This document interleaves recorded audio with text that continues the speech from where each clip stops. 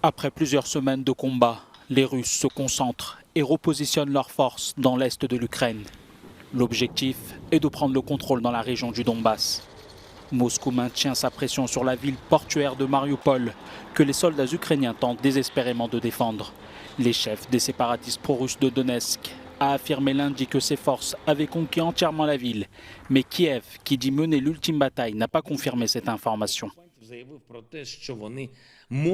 L'un des porte-parole des occupants russes a déclaré qu'il pourrait utiliser des armes chimiques contre les défenseurs de Mariupol. Nous prenons cela très au sérieux. Je voudrais rappeler aux dirigeants du monde que l'utilisation éventuelle d'armes chimiques par Moscou a déjà été évoquée.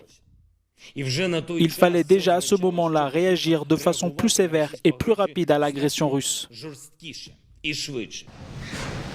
Lundi, le chancelier autrichien Karl Nehammer a rencontré le président Vladimir Poutine. Mais le dirigeant autrichien s'est dit pessimiste face à la logique de guerre du président russe.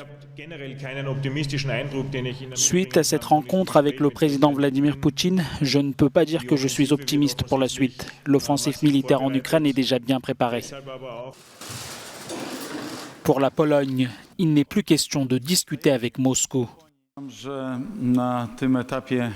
À ce stade de la guerre, la Russie a déjà commis des crimes de guerre. Je pense qu'il ne faut pas parler aux criminels et je n'ai pas changé d'avis sur ce sujet. Plusieurs Ukrainiens font état d'un recours à des armes non conventionnelles à Mariupol. Le Royaume-Uni, de son côté, a annoncé lundi qu'elle enquêtait sur l'utilisation éventuelle d'armes chimiques par les forces russes.